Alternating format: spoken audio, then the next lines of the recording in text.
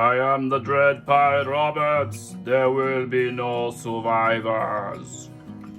A line from Andre the Giant, who was pretending to be the Dread Pirate Roberts when they stormed the castle to rescue Princess Buttercup. Here we have the Dread Pirate Roberts himself, Princess Bride Wesley. He is in a window box style package, McFarlane Toys branding, top and bottom. Ta-da! Here's the barcode if you're still trying to chase this guy down. On the back, we have an image of Carrie Elwes in costume and a still from the film. I think that's the face when he comes around the corner and sees Fezzik standing there with a giant boulder in his hand after one has just been hurled at his head. So, yeah. Then we get the other figures currently available in the line. As for accessories, he comes packed in with the Princess Bride display base, circular base. It says Princess Bride on it, just like all the other McFarlane bases, black and round with a peg. Then we have his cutlass, sword, or rapier, or whatever. Rapier, probably. Nice proportions on this one. The handle is way too big on the one for Inigo Montoya, and the blade is way too short. It looks very strange, but this one is actually pretty nice. Now, what I don't like about it is this bendy, rubbery plastic they used instead of a nice hard plastic like what they first used with their action figure accessories.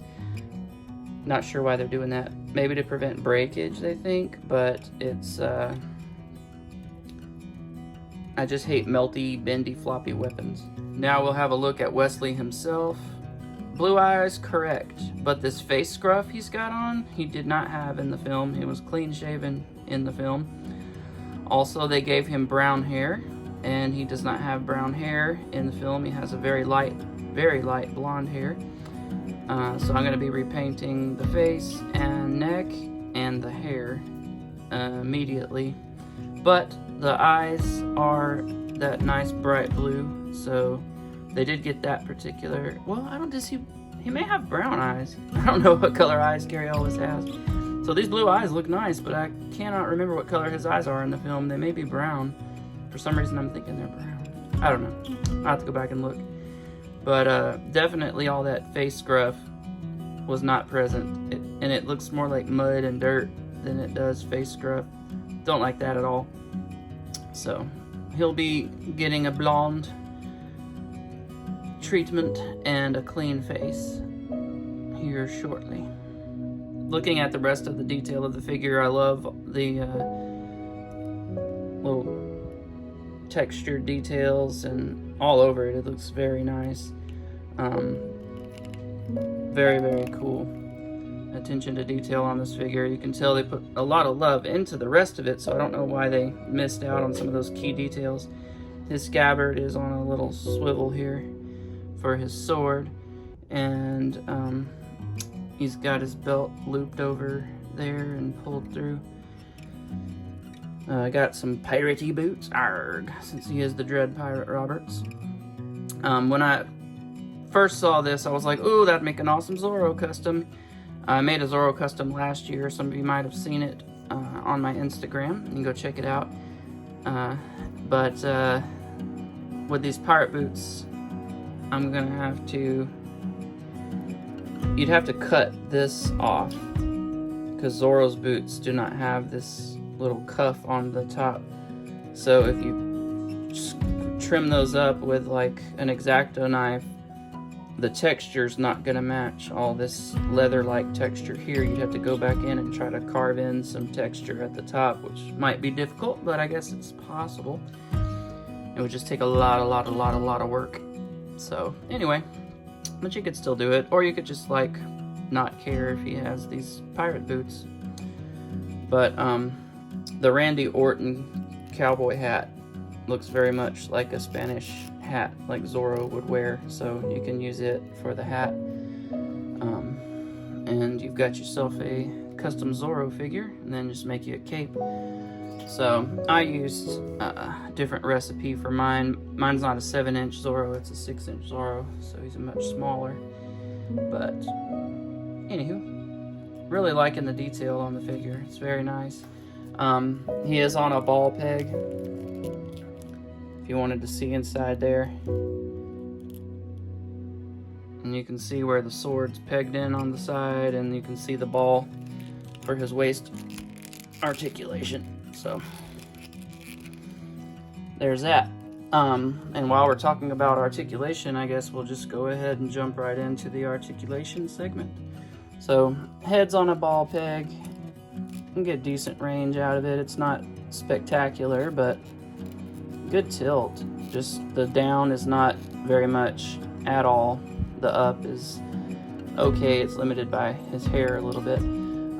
But if you can make him pivot without popping the ball joint off, he's got an okay forward bend, and anytime you go back, that ball tries to slip out, or at least on mine. That may not be true on all the figures. You get 360 swivel, of course, with those ball pegs, and then the arms are on that same style McFarlane joint that go up nice and high and go down all the way by his side, rotate 360. You do get a bicep swivel at the deltoid, and then you get a single jointed elbow, bends to there, and the way they've sculpted this, it doesn't break up the sculpt. It kind of still looks uniform, so that's cool.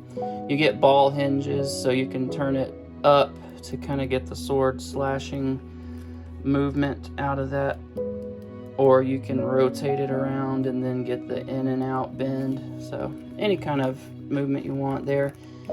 Legs will kick really high, which is nice. They'll go back just as far. We do get double jointed knees that are very, very tight. There we go. So we can heel to butt, but I hit this guy with a hairdryer already right out of the package, and he's gonna need just a little bit more, I think, to get him completely relaxed and fluid. We do get ball jointed ankles, and you can get to them, so that's good. One of my frustrations with the ball jointed ankles is that it's hard to get to them, to pivot them around on a lot of their figures, but on these they're exposed, so that's very helpful. So that he'll be easier to pose around. I scoured eBay to find one that had a sword that was nice and straight, because a lot of these are coming out of the factory with very warped swords from being crammed into the package. So that's going to be a gamble for most people to try and find one. I just was very meticulous and went through several eBay listings and found this one that looked like it was pretty straight, and it ended up being. So thankful for that. You're going to take a gamble if you order from an online retailer, so good luck there. Obviously he doesn't need the stand to stand up, so that's a good thing. Love this figure. It's very cool. I guess we'll do some size comparisons now. Here he is with a DC Direct Brightest Day Green Arrow, and just another character that kind of has a medieval feel to it, even though it's a modern character. Here he is, little Geralt of Rivia from the Witcher series, and another really cool looking medieval style figure. And here he is with Inigo Montoya. So yeah, you can see how much longer the blade of his sword is versus his. This is way too shrimpy and stumpy. And then also all the hilt and everything of his sword is like massive, while his is like it should be. So I'm not sure why they screwed that up, but it's very, very obviously different. Final thoughts. I love this figure. I definitely recommend picking it up if you're a Princess Bride fan. You're just gonna have to have it for the nostalgia reasons. And I'm gonna go back and repaint his neck and face and hair, so you can look for an update on that here shortly on my Instagram. It's Figure Depot, one word, over there on Instagram, so you can check that out and see what other stuff I'm up to. But thanks for watching, and I'll see you guys next time. Bye.